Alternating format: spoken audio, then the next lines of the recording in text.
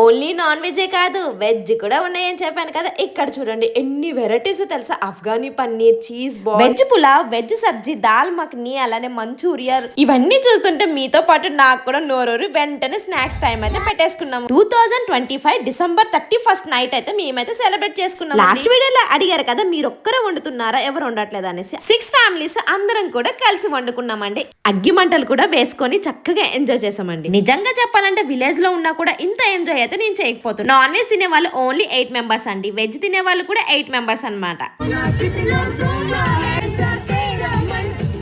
Dance చూసి నవ్వుకోకండి, ఎందుకంటే వచ్చి రాని డాన్స్ అయితే వేసి ఫుల్ గా ఎంజాయ్ చేసాము.